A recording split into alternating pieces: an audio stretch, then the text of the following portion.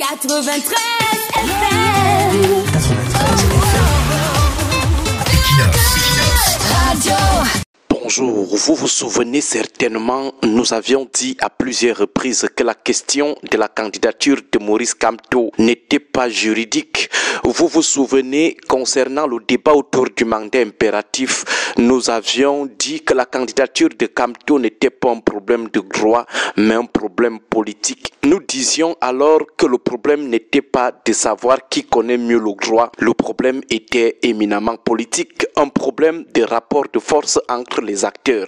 Pour soutenir notre position, nous disions que les gars de Yaoundé savent bien que le MRC est éligible pour déposer une candidature. Ils ont des juristes chevronnés qui savent que le principe de nullité du mandat impératif ou le principe de parti représenté permet au MRC de présenter un candidat. Seulement, eux, ils n'étaient pas sur le champ du droit, mais celui de la politique, c'est-à-dire comment neutraliser Kamto hors des urnes. Le report illégal et inopportun des élections législatives et municipales répondait toujours à cette épineuse question. Comment neutraliser Kamto hors des urnes? Donc, tout ce qu'on pouvait raconter sur le mandat impératif et l'article 121 du code électoral, le régime n'était pas avec nous. Il comptait, lui, sur ses lieutenants, ses fidèles membres à la tête de l'ECAM et du Conseil constitutionnel.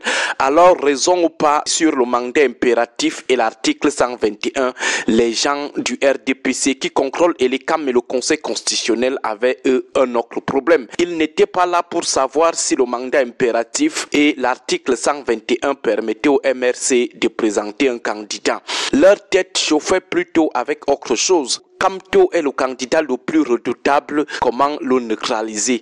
Conscient qu'une telle démarche est porteuse de gènes d'instabilité, le régime de Yaoundé a commencé à réfléchir sur le moindre mal, rechercher la décision qui portait moins de gènes d'instabilité. Il y a eu deux camps dans le camp de la tendance extrémiste, la tendance fondamentaliste du RDPC, la branche du Sagat. On avait le camp de ceux qui pensaient que le moindre mal, c'est d'éliminer Kamto avant les élections en rejetant tout simplement sa candidature. Là, on gère les risques de contestation avant les élections. On le bat à l'élection en lui refusant le droit de participer. Là, ce clan comptait sur le fait qu'il pensait avoir déjà miné tous les partis susceptibles d'investir Kamto et toutes les personnes qui pouvaient lui accorder une signature pour obtenir les croissants de la candidature indépendante. Ce camp croyait avoir fait le job. L'autre camp pensait qu'il fallait éviter une potentielle crise préélectorale et attendre gérer plutôt une potentielle crise post-électorale en volant les élections telles que cela se dessine. Voilà le dilemme qui agaçait les gens de Yaoundé. Gagner les élections en disqualifiant arbitrairement Kamto ou alors le laisser compétir et gérer le hold-up électoral comme d'habitude. Les choses de droit ne les intéressaient pas parce qu'ils étaient eux conscients que tout ce qu'on disait sur le mandat impératif et l'article 121 était à 200% vrai.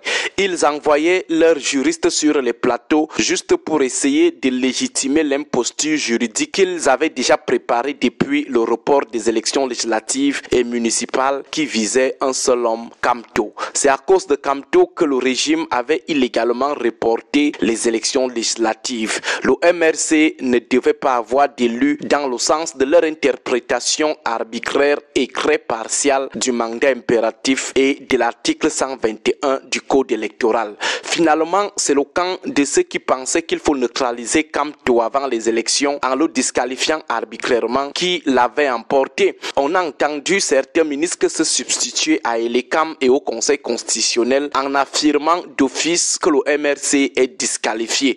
Un avait même dit que Kamto doit seulement attendre 2032. Le camp des fondamentalistes avait donc déjà pris sa décision.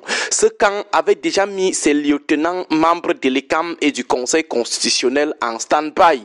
Le genre, dès que vous voyez la tête du MRC ici à l'ECAM, qu'il ait raison ou pas sur le mandat impératif ou sur l'article 121, allez rejeter seulement sa candidature. candidature. Vous, du Conseil constitutionnel, dès que vous voyez la tête de Kamto ici, lancez-lui vos 2 mots fétiches, soit irrecevable, soit incompétent. Tout avait donc été bien huilé. Chacun avait déjà limé ses dents pour rejeter ou pour dire irrecevable ou incompétent. Le sort de Kamto avait déjà été scellé avec le MRC et même avec un autre parti, car les fondamentalistes croyaient avoir miné le secteur. Vous avez vu ce parti qui nous a l'autre jour publié tout un long communiqué juste pour dire qu'il ne va pas investir Kamto. La branche fondamentaliste croyait aussi maîtriser même le secteur des signatures pour une candidature indépendante.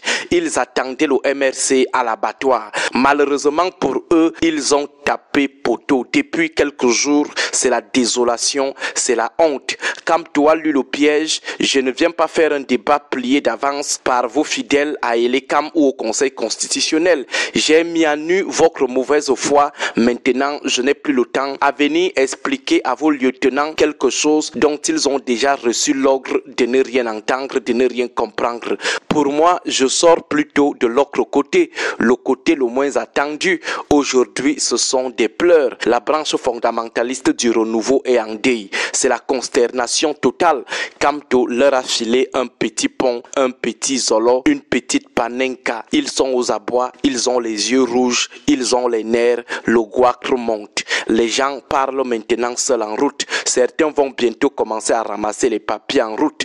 Depuis 2 jours, ils sont tous dans les pharmacies acheter des laxatifs. La honte va tuer quelqu'un dans ce pays. Kamto va donner l'AVC à quelqu'un dans ce pays. Bon début de week-end à vous tous. 93 FM. 93 FM. Equinox. Radio.